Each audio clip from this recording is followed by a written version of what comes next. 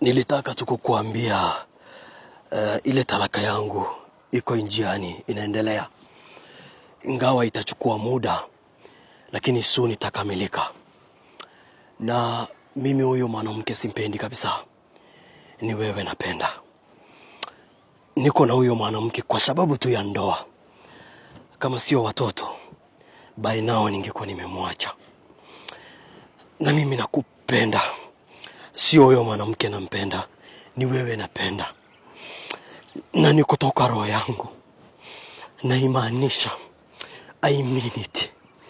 Niamini. Ni trust.